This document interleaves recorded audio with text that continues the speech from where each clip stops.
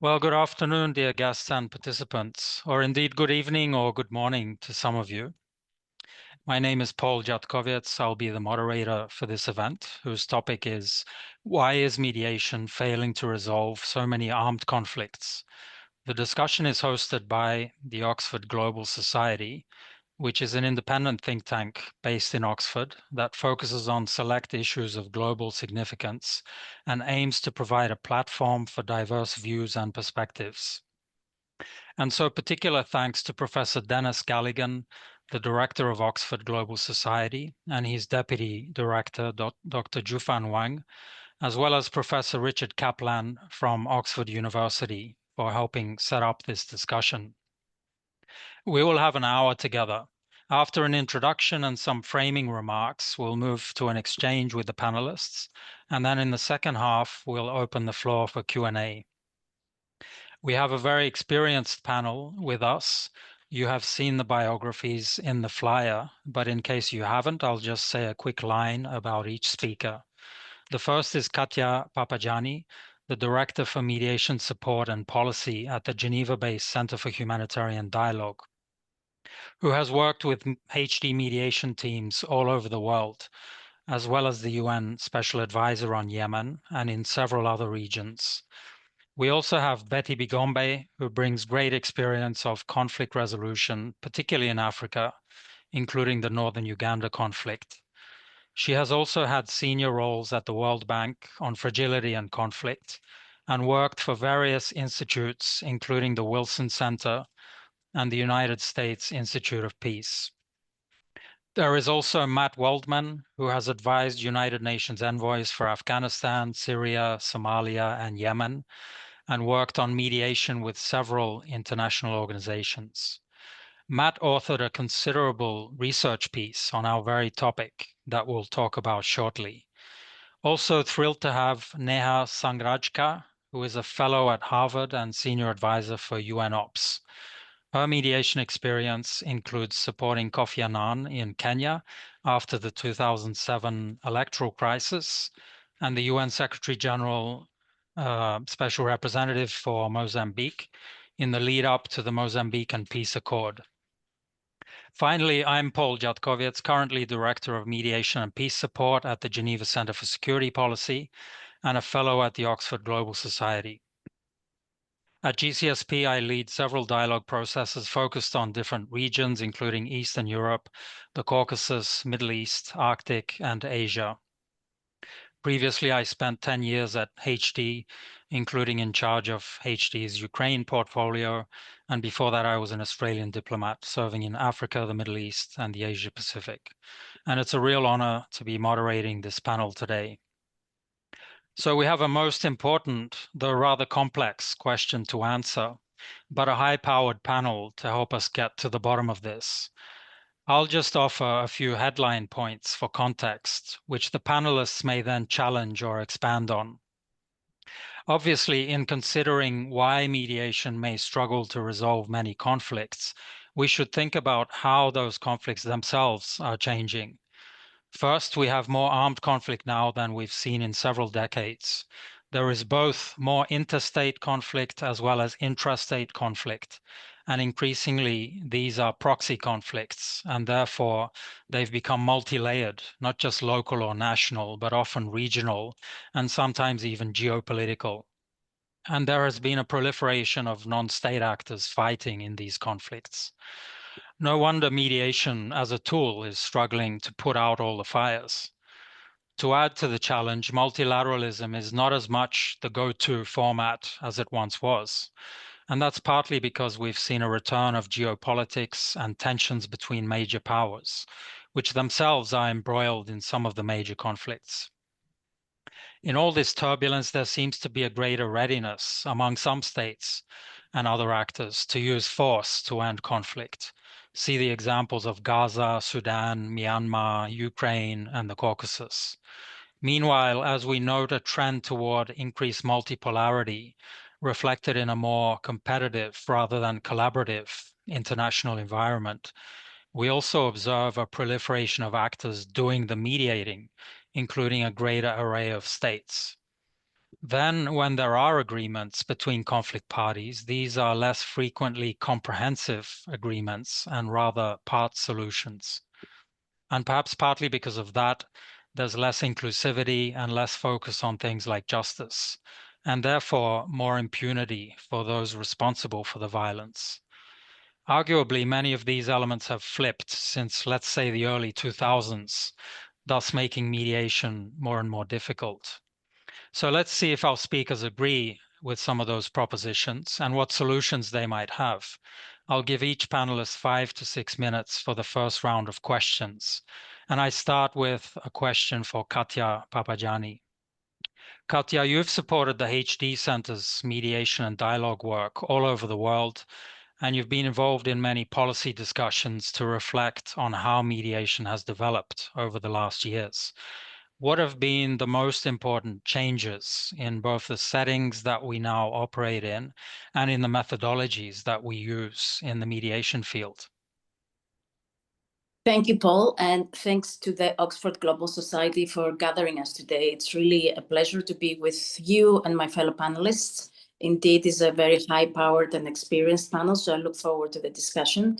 Just to say that when it comes to the changes in the setting within which we work, I agree with everything you say. And I was going to pick on a couple of those issues in order to get our conversation started. But before I share what those two top issues for me are, I wanted to say that essentially we are still in a moment of transition in the international system. And actually, a lot of the changes that we're seeing are changes in degree as opposed to changes in kind. So a big issue that we have, I think, in the mediation field, and maybe also in other areas in international politics, is that it's very hard in some cases to pinpoint what the change is. We know there is a change, but actually a lot of the things that are changing were there before. It's just now we see them in greater extent, in greater degree, and they're influencing our work more. And I will explain what I mean by that in a minute. And so from all of the issues that you laid out, Paul, I wanted to, when it comes to context, I wanted to focus on two. And the first is, as you said, that mediation now and the setting within which mediation takes place is less multilateral, but also less Western. And so, of course, there's a lot of multilateral activity in several of the conflicts that we all engage in and we care about to see resolution in. For example, there are special envoys in Yemen, in Libya, on Sudan by the United Nations and the African Union, and they're doing very, very important work, of course. But also there is quite a few settings where there no appointments of this kind, but more importantly, the roles of these envoys and other instruments of multilateral institutions are less influential. In some cases, they're marginalized and they cannot have as much impact as they did 5, 10, 15 years ago. Same with Western states. Western states are still very engaged, of course, in mediation. We see that they invest in resources, diplomatic capital, foreign aid in order to strengthen the mediation field. But we see them along the same lines as I described for multilateral initiatives having less influence than they used to have before. And that is replaced by new actors. They're not as new, of course. It's just that they're more visible, more active than they were before, and what we may call the middle powers in mediation. And that ranges from African states that have always been engaged, of course, in their neighborhoods and in the regions. It includes the Gulf states, it includes Turkey, it includes Indonesia, etc. So it's, of course, a positive thing that these states are able to be more active and more visible in their work. They bring networks, they bring expertise, they bring trusted relationships that other mediators maybe do not have, and also new ways of working that can bring dynamism to the mediation field. And we can discuss more what this means, this move away from multilateralism and Western approaches to mediation in the discussion. The second change in the context that I wanted to mention is also something you mentioned, Paul, and that is the fact that we have now a greater percentage of conflicts globally that are internationalized. And as you said, that brings an incredible amount of complexity in terms of who are the actors, what does a negotiation table look like, and how do you even set a negotiation table to begin with. And related to that, of course, we have an increase in interstate conflict for the first time since the Cold War. According to the Uppsala database, in 2024, for the first time, we had 4 interstate conflicts. And I think that was the first time since the early 80s. And those, of course, bring a lot of challenges in terms of who are the effective mediators, and give, in the absence of multilateral responses, as I just said, to many of the today's conflicts. Now, in terms of the methods, what has changed, I wanted to share maybe 2 thoughts on that. The first is that as Paul, you and I just mentioned, mediation is more state-led because of this retreat of multilateral solutions, but also we see a lot more minilateral efforts to find solutions, to find entry points in order to get peace processes started. I consider this move to minilateral efforts, of course, a positive thing, especially in situations where multilateral institutions are not able to get started with the peace process. These minilateral efforts may look for entry points for the regions or the relevant states who are involved in a conflict, in addition to the conflict parties within a state, to get ideas on what a process would look like, to get ideas of what the long-term horizon would look like, and to essentially reach some sort of vision of what the negotiation table would look like. Of course, the multilateralism has implications, that which we can also discuss in the Q&A. The second new method, but again, I don't want to overemphasize how new everything is, because of course, we have had what I just described for the past 20 years. In several of the peace processes we have all engaged in. It's just a matter of degree what I'm discussing, the changes that I'm discussing. So the second change that I wanted to share with you is the one of the focus of mediation. Mediation now is a lot more focused on short-term objectives. I think, Paul, you may have mentioned that comprehensive peace agreements are now rare. I would say maybe it has been a decade since we have seen one. And so mediation being a very pragmatic endeavor, very results-oriented, and also having a humanitarian imperative to make a difference in the lives of civilians, tries to address short-term issues such as delivery of humanitarian aid, ceasefires, protection of civilians, protection of critical infrastructure, etc. Now, I think there's some innovative work currently and methodologies in terms of how to focus on the short term while also generating a vision for what the long-term solution would be. And that is a very interesting field area of expertise now within the mediation field in terms of how to combine the short-term priorities with the long-term vision and long-term ambition that mediation should have.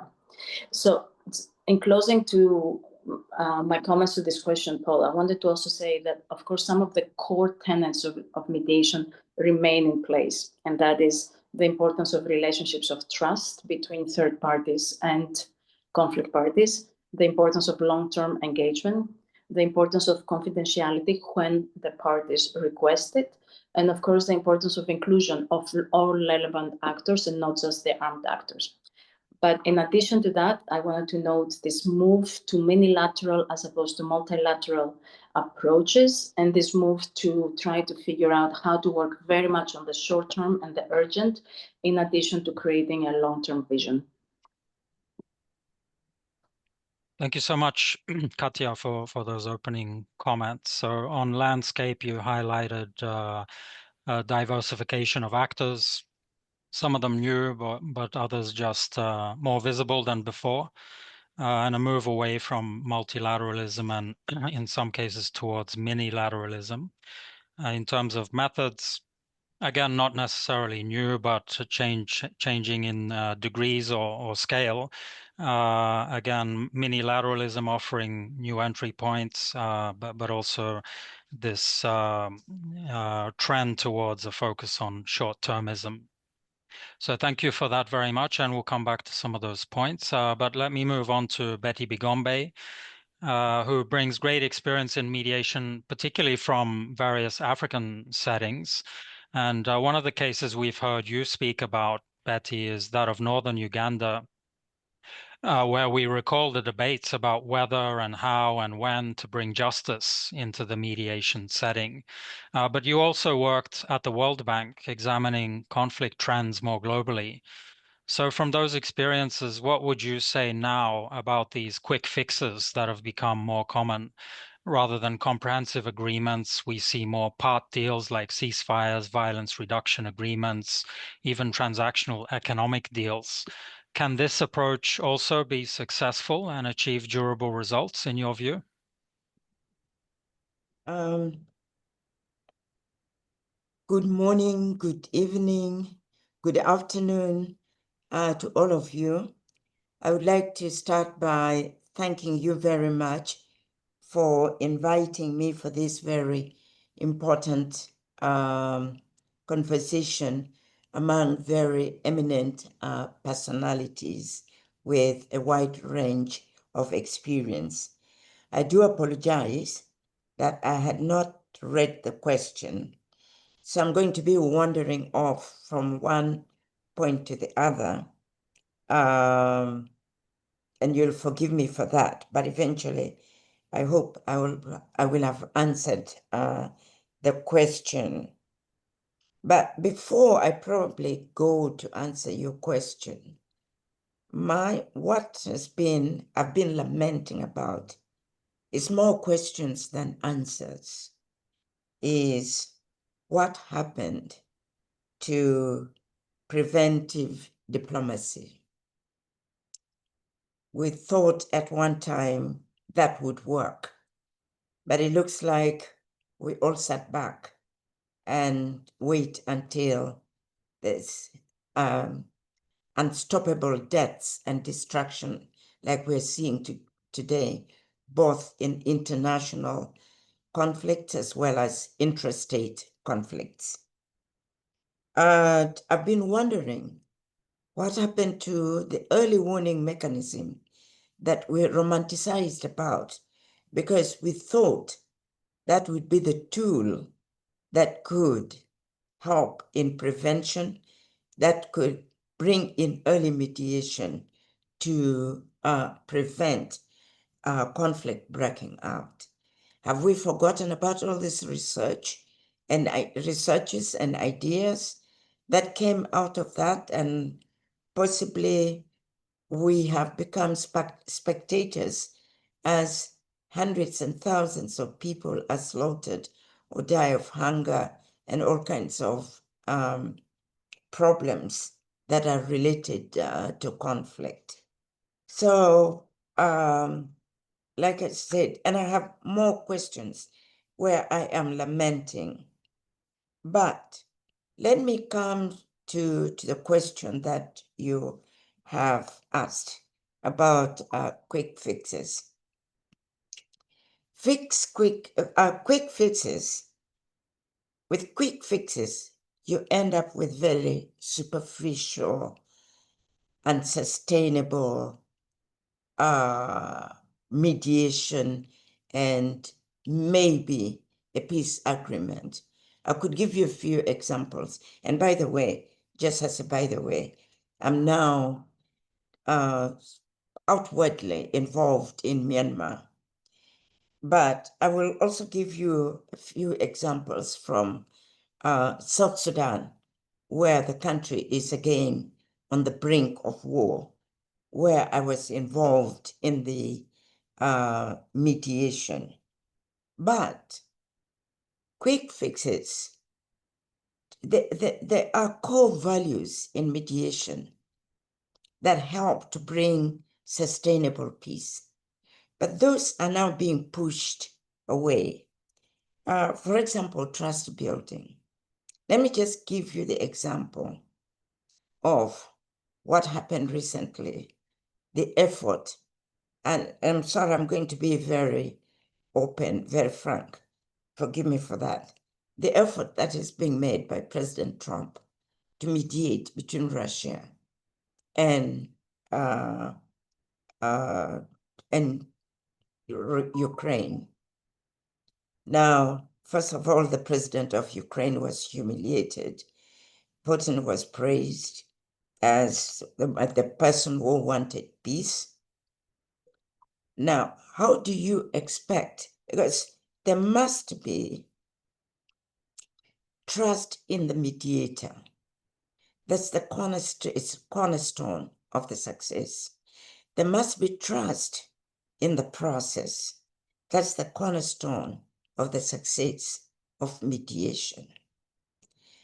There's the core value of whether, even if you are not neutral, but you must maximize or appear to maximize neutrality as a core value in mediation effort.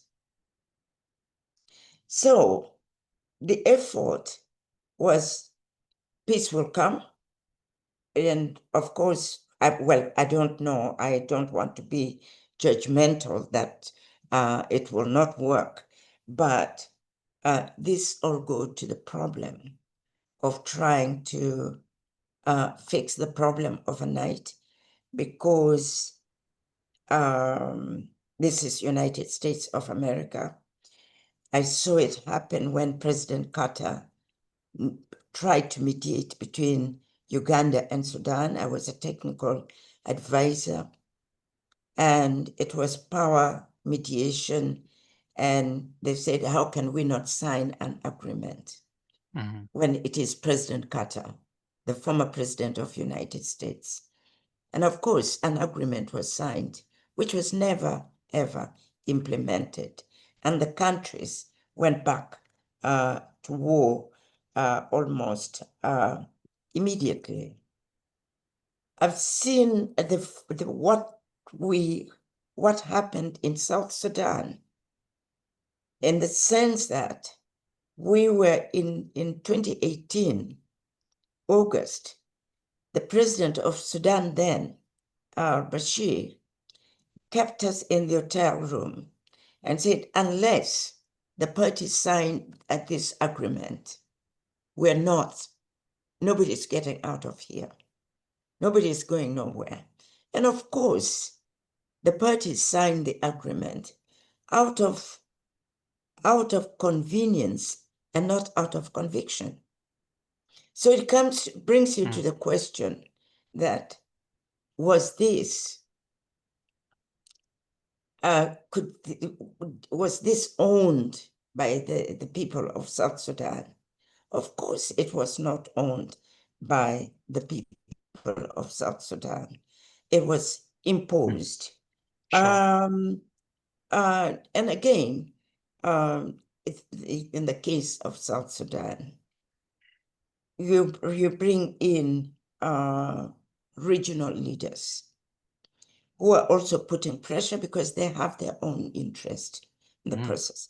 I'm not saying that regional leaders should not be involved. Their involvement is important in the sense that some of them are suppliers of weapons, some of them are hosting refugees, some of them have economic interest. But whatever it is, their participation, involvement is important. But they also usually insist on quick fixes. So if I go further, I would say that in rushing the process, there is failure at every level of the process, right from the appointment of who should mediate to the level of reaching some kind of an agreement, which are not implemented. I could give lots of examples in the case of South Sudan. Sure. So I see now, let me bring it home. I don't know how many minutes I have. I'll give you 30 seconds. African Union came up with this brilliant idea, African solution for African problem. But are they playing any role? that is visible in all these conflicts in Africa. There's suspension of membership. In a way, they've started endorsing coup d'etats. But this African solution, you've seen the example that the case of DRC and Rwanda, it was in Qatar and not in Africa. So, and then the other thing is, give us money. Keep out of our problems. You are donors, but we'll solve the problem, but give us your money. It Sure. doesn't work that way. Thank So we need to go on the drawing board, be innovative to try to solve this conflict. The world is burning. Thank Sure. you. Thank you so much, Betty. You've introduced some very important elements there, and in fact, a whole new question that perhaps we could do another roundtable on, what happened with preventive diplomacy. And of course, you've done a great job identifying why quick fixes generally don't work. They're superficial, unsustainable, they're rushed, and they marginalize core values of mediation. Thank you for those comments. And now we should move on to Matt Waldman, because Matt published a study based on dozens of interviews with mediators, which was entitled Peacemaking in Trouble, Expert Perspectives on Flaws, Deficiencies, and Potential in the Field of International Mediation.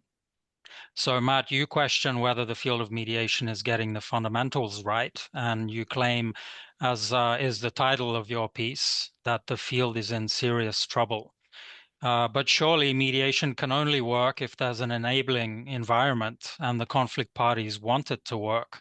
So beyond applying sound methodologies and bringing the parties closer together, wouldn't you say that the end results are largely out of our control and more dependent on the surrounding politics rather than the mediation? And while you're reacting to that, could you talk us through a couple of your most striking deficiencies that you identified in mediation as a profession? Over to you, Matt. Well, thank you very much for having me, Paul. I really appreciate it, and great to join this distinguished panel. You mentioned that this point that in many cases the results are out of the control of mediators, and I think the mediators and mediation specialists I spoke to would largely consider that to be true. In fact, many of them pointed to the power of the drivers of conflict and how difficult it is to shape conflicts in the face of those drivers, often, of course, associated with perceived aggression or injustice or long-standing grievances. And of course, the context that has already been described makes it even more difficult to be able to manage or resolve armed conflict.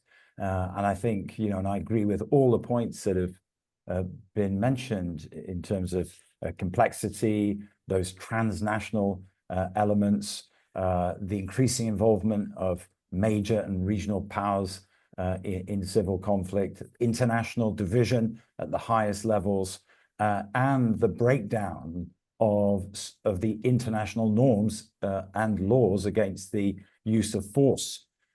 So I think it is true that mediators face very difficult circumstances at present. And indeed, I think it is also true to say that the power of mediators is in many instances overstated. Sometimes mediators are considered the peacemakers. Well, actually, I think it's the parties who are the peacemakers, and you need parties to be interested and willing to explore possibilities for negotiated outcomes. If you think of Russia, Ukraine, or Israel, Gaza, so I think this is a critical point for us to have in our minds. But at the same time, I think it's right to recognize that there are problems that we have as a field in how we're organized or how we operate. And indeed, I think that the degree of challenge that mediators face in so many settings means that we really have an obligation to try to get ourselves into the best shape possible to maximize the chances of making progress towards peace. And I think, you know, you see, when I think of the research that I did, there are flaws and deficiencies in different aspects of the field of mediation, whether it's systems and structures or practices. This is not to dismiss or overlook the really important work that is being conducted by mediators around the world and is very often not disclosed or not recognized, but there are flaws and deficiencies which I think are widely recognized, and we can try to do something about them. And then to you know, answer your invitation to mention some of them. In fact, some have already been mentioned by the other panelists, that we are sometimes expected to achieve too much too soon. And that pressure and the impetus towards quick fixes by those who are mediators or claim to be mediators. And that, you know, I kept on hearing that people thought that processes were being overloaded and that was impeding the prospects for progress. And that there's a need for sort of more modest, realistic, incremental objectives, as Katia mentioned. In terms of method, again, you know, and it linked to that first point, many practitioners have concerns, I think, about the emphasis of getting the deal done, getting it over the line, rather than strengthening relationships over time between adversaries so that they can manage their differences by political means and not violence. And that emphasis on, and of course, agreements are critical, but without that substructure of improved relationships, makes agreements very hard to sustain. And I think we've seen a number of cases where there's a relapse into hostilities. And I heard many concerns that in some cases, the skills or expertise were lacking in those who claim to be mediating, that in some cases we see people appointed to lead mediation roles who actually don't have mediation experience, or even that mediation experience is lacking in the teams around those individuals. So I think there's a really strong argument for trying to address those kinds of flaws and deficiencies. And it's probably worth, I think, adding that you know, the wider context of the UN stepping back from its founding purpose of maintaining international peace and security, of course, is doing a lot of very important work around the world, but is sort of less prominent and effective in peace work. That, I think, is problematic, as well as the renewed emphasis among states on military strength. And we see in Europe now, we see it elsewhere around the world, the huge amounts that have been invested in strengthening military and the power of military means for managing and dealing with conflict. And of course, that may to some extent be necessary, but in the course of that, we must not neglect diplomacy, peace building, peacemaking, and ensure that we invest equally in those capabilities, which are going to be critical if we're going to navigate this very, very difficult environment. Thanks so much, Matt, for sharing your important findings, and recommend to anyone to go and read your full publication. You've identified some flaws both in systems and structures as well as in methods, particularly the pressure on achieving quick results, and also the need to reframe things to focus more on relationships over quick agreements. But of course, there's much more to read in your publication, so I invite anyone to go and have a look at that. For now, I wanted to move on to Neha, because Neha actually founded an initiative called Women Mediators across the Commonwealth. And Neha, you've also been active in mediation in various contexts yourself, as well as in efforts to boost the participation of women in mediation. And I wanted to ask you, would you say that the old stereotype still holds and the typical mediator is still the white middle-aged man dominating this business? Or have you observed it changing in recent years? And if it hasn't changed, is that part of the answer to our question on why mediation is failing in so many contexts? What do you think? Thank you so much, Paul. It's really nice to be sharing my thoughts with people that I respect very much. I think no, if I'm honest. The big man. Although this panel has 3 women and one male, I think that's more kudos to you than it is to the landscape. I think big man mediation still is prevalent. It's there. We've seen that. We've seen that in all the recent processes. But what I also think is that it's big man mediation is not so much the problem as is what Matt has outlined in his report, which is it's a process as well. The landscape of mediation is changing, and I think that's what requires more work on. I think we all agree, and we've all heard this and said this many times. Women in peace processes matter, but I was dissecting a little bit and thinking, why do they matter? And one element is, while they do contribute, for example, to give one example, the first ladies of the US and Ukraine played pivotal roles in moving the process forward. And you have like 1,000 other examples like that. But if we conclude that processes have to be inclusive, that have to include to be sustainable, then the converse must also be true. If you see a process with just men or something that's not representative of the conflict of the country, then how is that ever to succeed? Today we have gender specialists in almost every donor proposal. We have gender in almost every office. We've mainstreamed this idea. But I think now is the time for for us to go further. And this is an aspect that women have as well, which is conflicts are deeply personal. So then their solutions should be relational. Their solutions, the process should be relational. With that in mind, I actually think that we need more and more, we need psychology embedded in all the mediation teams. When you start embarking on a process, find somebody who can tell you what people are thinking, how they're thinking, what they're doing, in order to inform your own actions. Kind of like a trial scientist in a jury, somebody who kind of reads the jurors and then advises the lawyers.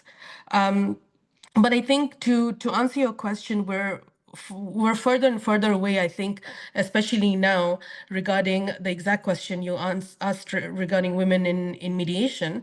But I don't think all is lost. I think maybe we come at it at a different angle. Start talking about how to make the process work rather than who's in it or why they should be in it, if I'm making sense, Paul. Absolutely. Thank you so much. So that's not good news about women's inclusion, but thanks for your efforts to rectify and introduce some ideas for rebalancing that equation. So we've now heard from the 4 panelists, and I wanted to turn to questions from the audience. I'll read out what I've received here so far, and then perhaps go around and see who might have an answer for us. Now, one of them is, how would you analyze the peace agreement between Rwanda and the DRC? Is there hope for it to be successful, even though M23 was not involved in the agreement? More generally, do you currently see any viable approach to achieving peace in Eastern DRC? And then another one was, would you say that the emergence of new actors in mediation has introduced new ways of working that challenge the traditional values and principles underpinning the UN's approach to mediation? And if so, how can that tension be managed in a way that still harnesses the strengths and leverage these actors bring? So one is about specifically Rwanda DRC, and the other one is about new actors in mediation and principles, and whether these are being eroded, and how can that be rectified. I suppose that Betty might have something on DRC, and then the rest of the panel will probably want to tackle the question on principles. And then let me introduce a third one, just came up now. Can you give us an example of a really positive mediation process as model for the kinds of conflicts we're seeing today? That's a very good question, and perhaps we'll answer our opening question and title of the panel if somebody has the golden response.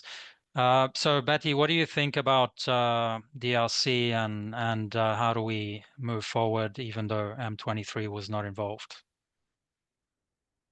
Well, thank you very much for the question. I must say that I've not been directly involved, although I've been following the process very closely. I see a couple of problems why this conflict is likely to be prolonged.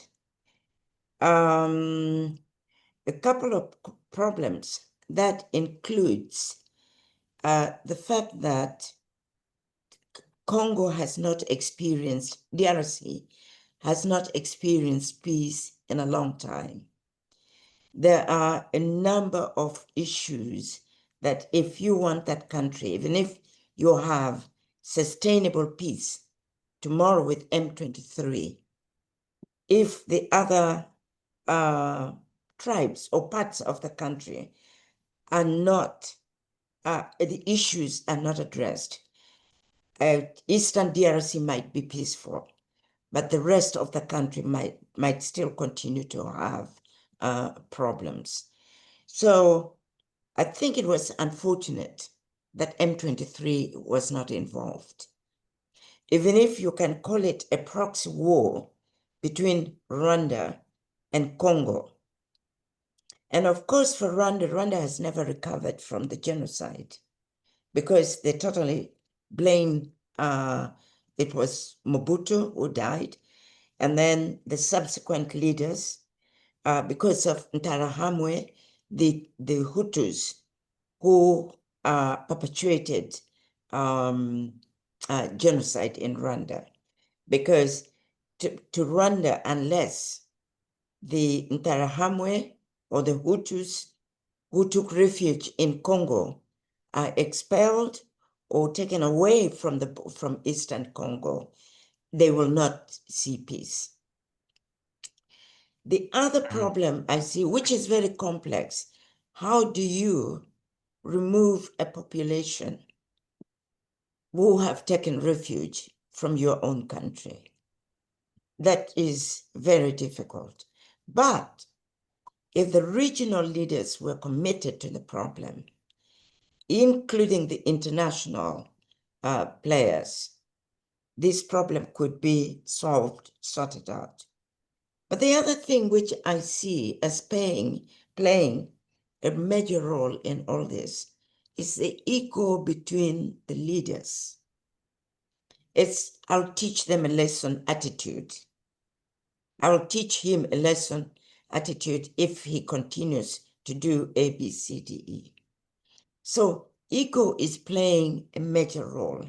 And then, like I said, the other problem are the leaders. But I don't see the problem being solved immediately. Uganda has a role to play, but Uganda is kind of turning a blind eye. And yet, a lot of refugees are also coming into Uganda. But President Museveni kind of wanted to say, you solve the problems yourself. But he wants to be friends to both and Sure. therefore does not want to take any blame for anybody. But Uganda could play a major role in that. Great. Okay, thank you so much, Betty. Now, about principles and new mediators or newly visible mediators. Does anybody have a thought, Katia? Thank you, Paul. And maybe I will start my answer with the other question that one of our participants posed, which is if we can share an example of what could qualify as a successful agreement, if that's okay, Paul. Sure. In my opening comments, I mentioned the importance of minilateral approaches. And what I mean by that is the idea of a set of actors that can be the UN or African Union plus some states in the region or beyond, plus some great powers who, for one reason or another, take an interest and decide to take responsibility in order to push for peace in a particular conflict. And that is so difficult in itself that I consider the emergence of that kind of coalition of willing actors as a major success. And that's what happened in Libya in 2020, where with a very active SRSG, Special Representative of the Secretary General of the UN, in collaboration, very close collaboration with the German government and with great powers, including Russia, but also all of the interested states of the region, and collaboration with NGOs like HD and others, it was possible to get to eventually to a ceasefire that has led to a decrease of conflict in the country dramatically, even 4 years, 5 years later, and led to a negotiation about the transitional process, which, however, hasn't borne fruits.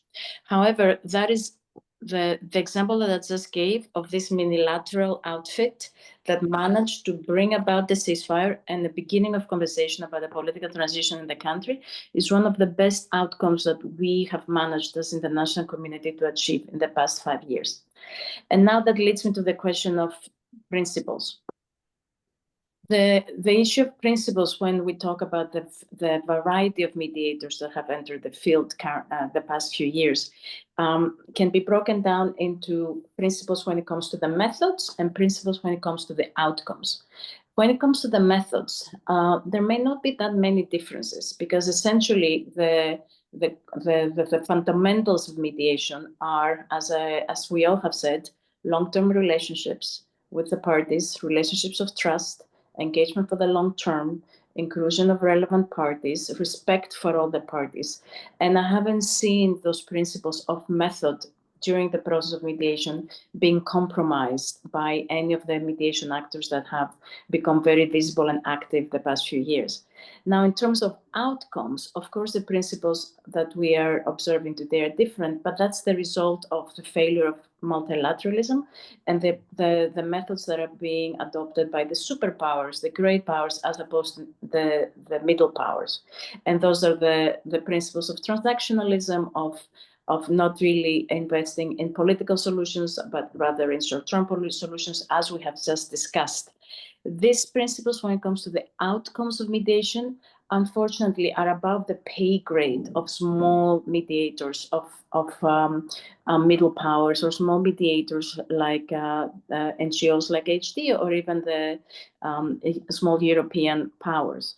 Of course, we can strive for political settlements that are inclusive and represent the values that we all hold dear, and we can argue for them, and we can try to discuss them with the conflict parties. But essentially, in the current climate of multilateralism retreating, the outcomes of mediation don't represent those principles, and I don't think that that's because specific mediators do not hold them dear.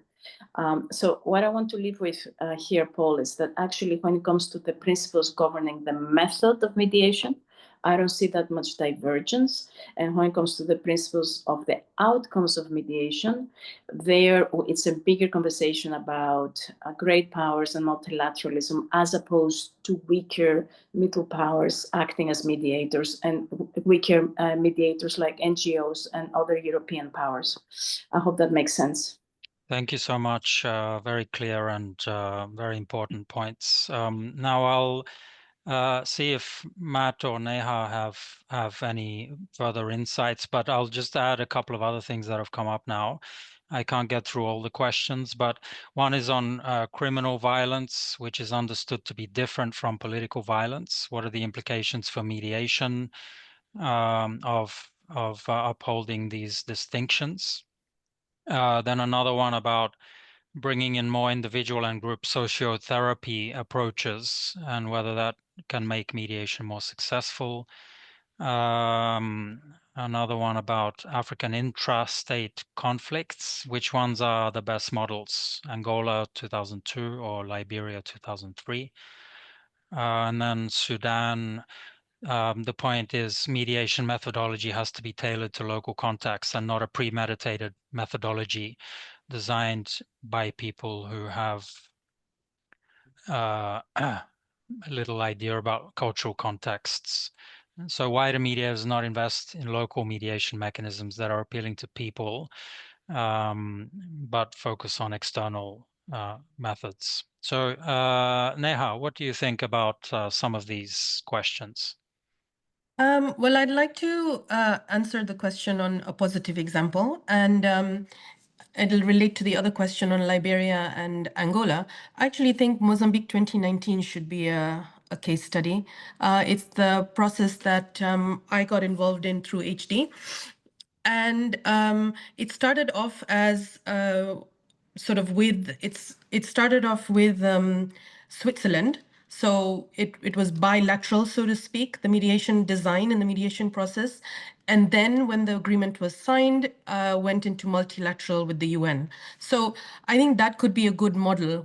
And the reason why this model is effective and good is because it allows all the things that Katia mentioned, that Betty mentioned, and Matt, which is it's a bespoke mediation. You can protect the process. You have space to create trust. And so you break down big problems into smaller pieces, and that way progress sneaks up on you.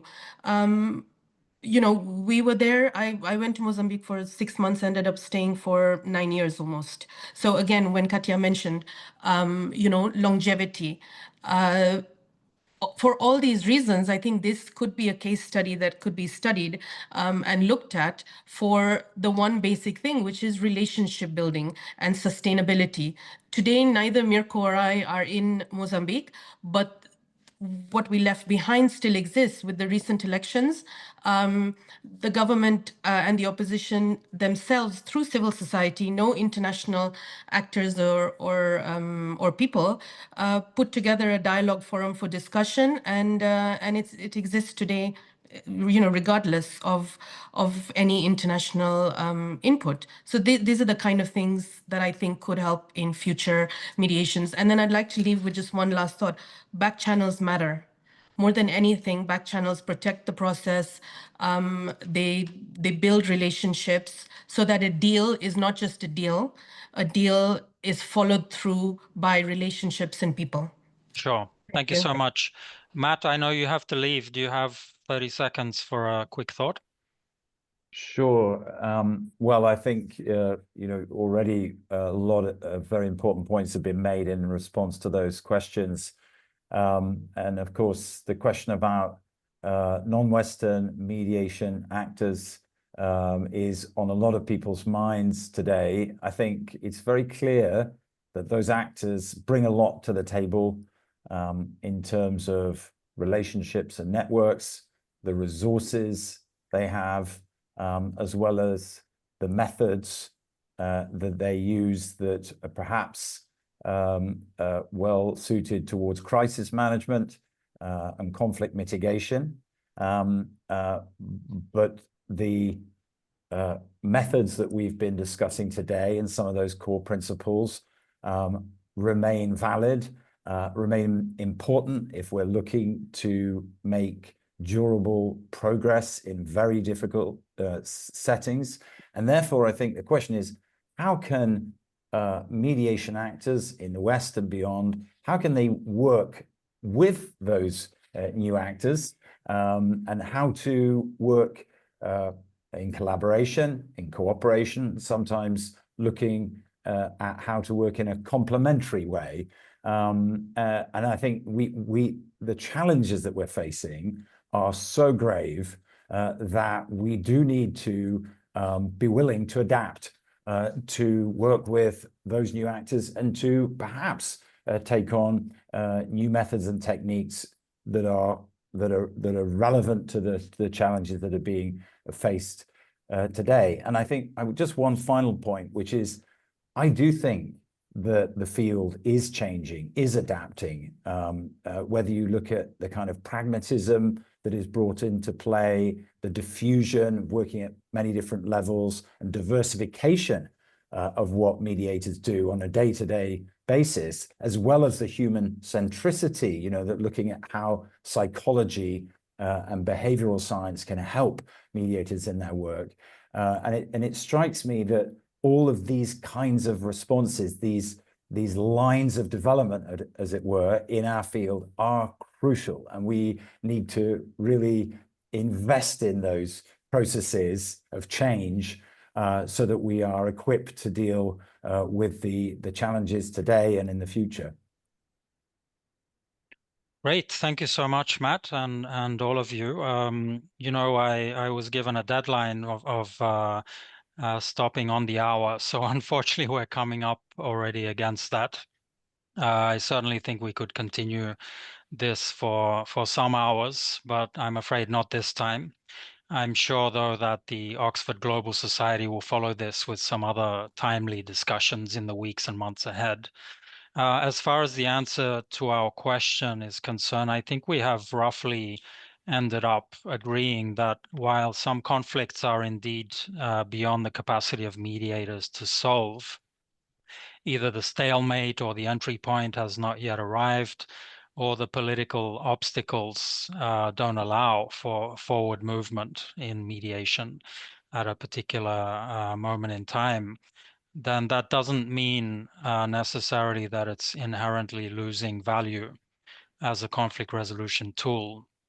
Indeed, quite the opposite. It remains the most life-preserving, the most cost-effective means for stopping conflict.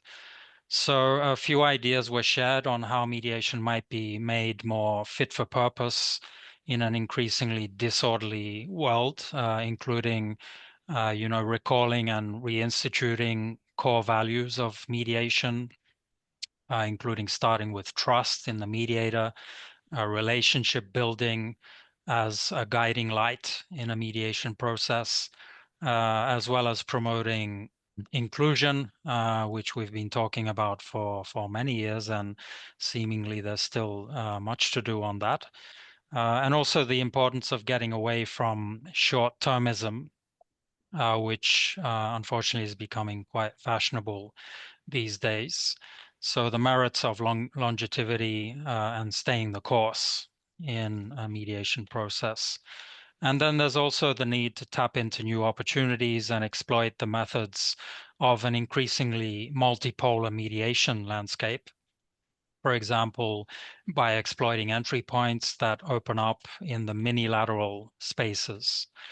Also, there was talk of a model that has worked in some contexts, which featured creative, loose alliances between multilateral bodies like the UN, private mediators, regional states, and big powers as one example of a coalition that did bring good results. So I think some of these ideas deserve further discussion by an expert crowd such as this one, but unfortunately we'll have to leave it there for now.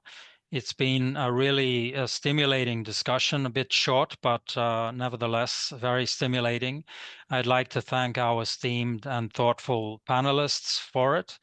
And thank you again also to the Oxford Global Society and to the audience members. And look forward to seeing you next time. How is that for on time? Thank you very much. Thank you. Thank you. Thank you. Bye-bye. Thank you.